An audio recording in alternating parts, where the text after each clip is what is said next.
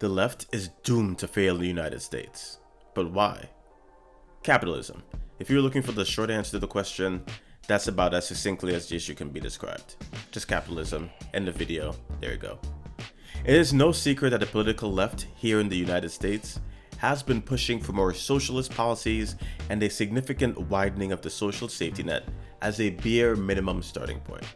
Whilst it is clear why wealthy individuals and large corporations are against such social progress, it has often been a source of confusion why many lower income individuals seem to vote against their own interests by refusing to support measures that would objectively improve their own lives. Universal healthcare, guaranteed housing for all, and free college are unquestionably policies that would almost immediately and tangibly improve the lives of many citizens.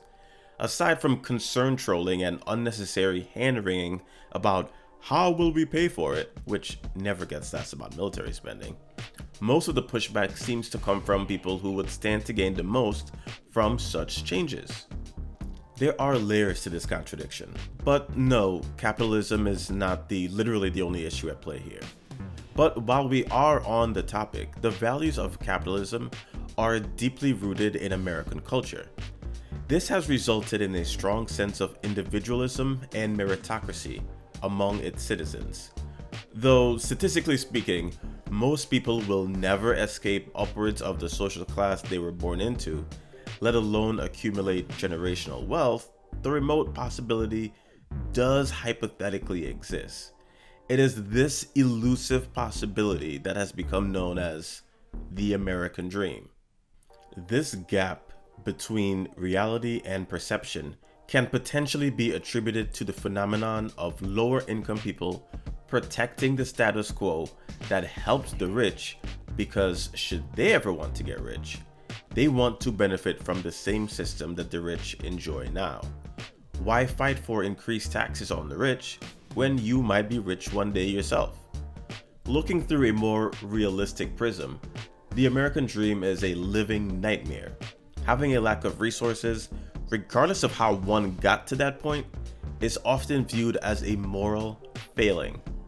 And as much as the political left espouses eating the rich, it is often the middle and working class, desperate to put some distance between themselves and those supposedly beneath them, that fight the hardest to prevent change that would elevate them all.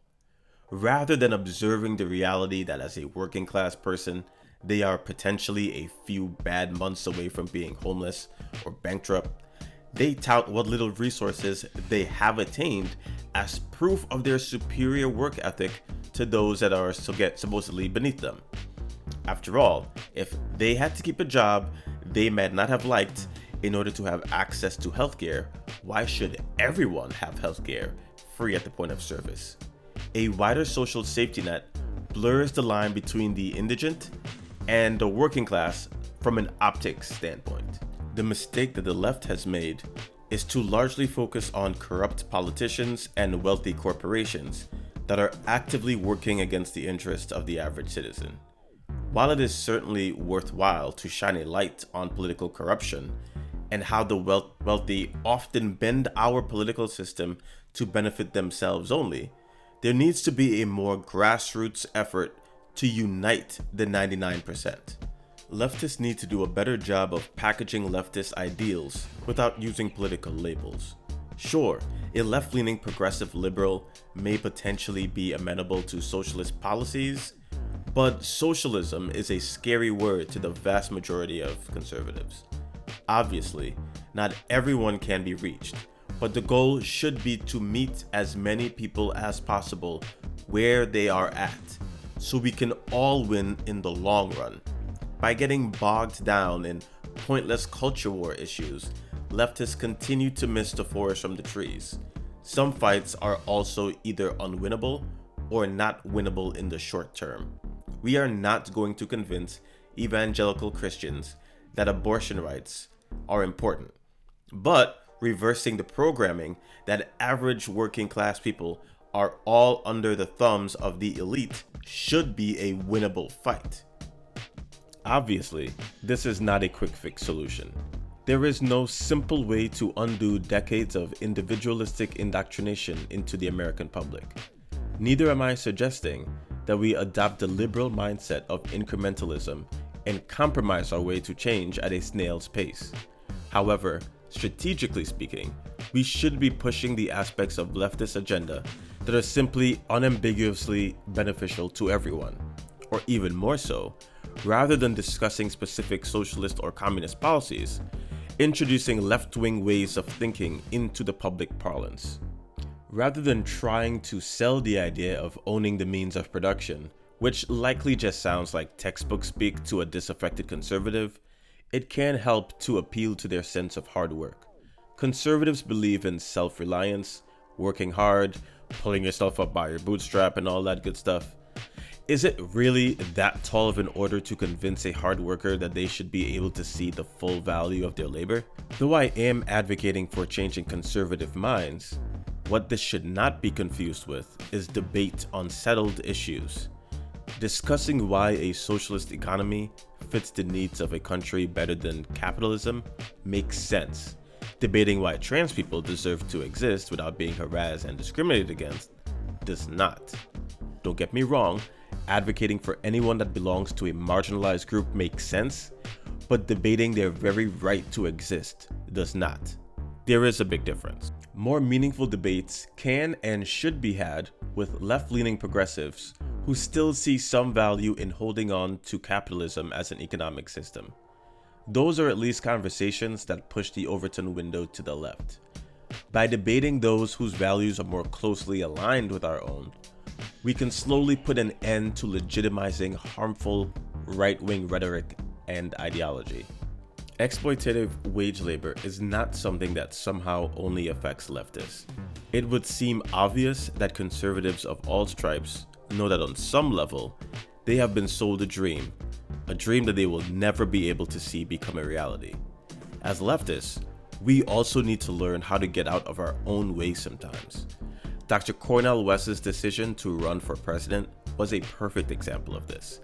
Leftists from every corner of the internet, some of whom I even admire personally, were quick to point out some potential issues with Dr. West as a candidate. And to be sure, I am not trying to imply that a leftist candidate should be exempt from criticism. No one is, nor should anyone be above criticism. Rather, my issue is that as leftists, we seem to want the perfect leftist running under the perfect circumstances, and that is just not realistic. Dr. West, obviously, especially as a third-party candidate, effectively has no chance anyway. As leftists, we should mostly celebrate his decision to run. Why? Well, Dr. West is a relative household name with leftist beliefs. The fact that he is running helps normalize leftist ideology and may encourage more leftists in general to run, especially further down the ballot, where lives can be impacted in a more meaningful and immediate way.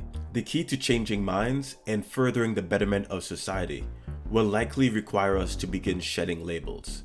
Whilst I do believe the overall goals and values of left-wing ideology is vastly superior to right-wing ideology in an objective sense, clinging to labels will not be helpful to furthering our goals. Tribalism is such a deep-rooted part of human nature that attacking one's political team is essentially the same as attacking them personally. We do not need more leftists. We need more people embracing leftist ideas. It is a distinction with a difference. Obviously, the most strident, set-in-their-ways conservatives are not likely to ever budge. We shouldn't worry ourselves about those who cannot be budged. They will always exist. There are very few socialists, communists, or other leftists who did not start out from a more moderate position. The key is to recognize that every individual has different left-wing soft spots. To use myself as an example, I was accidentally radicalized by consuming left-leaning but ultimately capitalistic content.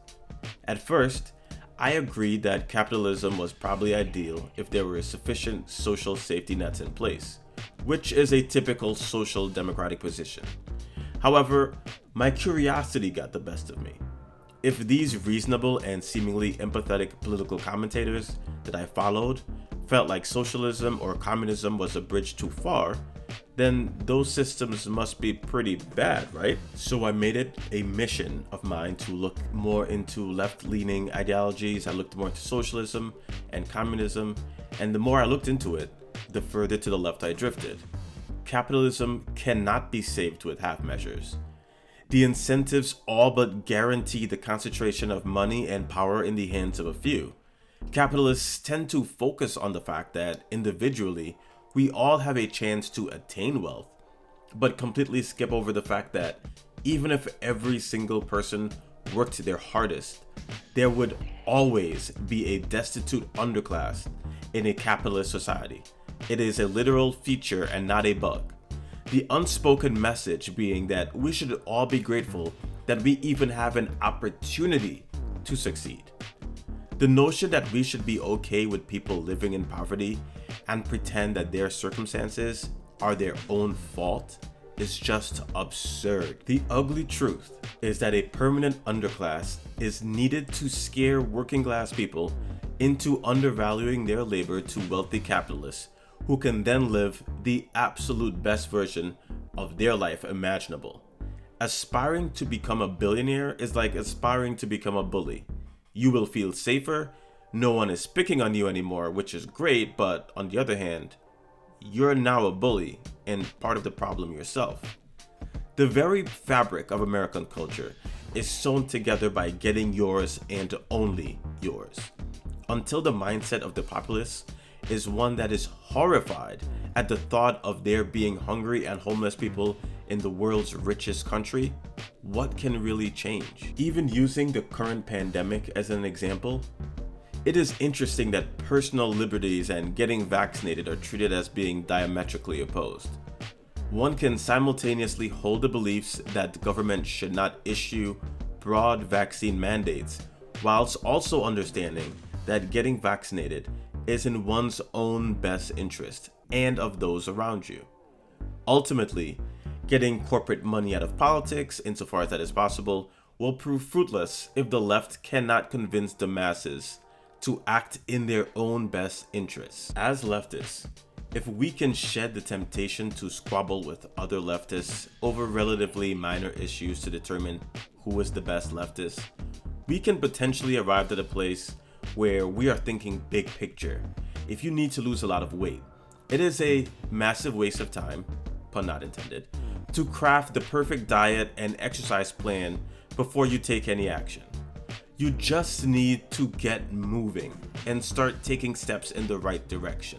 The more progress you make, the more important the details become. Likewise, we cannot sit on our leftist laurels and wait for a majority of people to become leftists and hope that it will be enough to start a revolution. We need to start actively changing minds by focusing on what matters from their perspective. No one cares that you've read more socialist and communist literature than all of your comrades.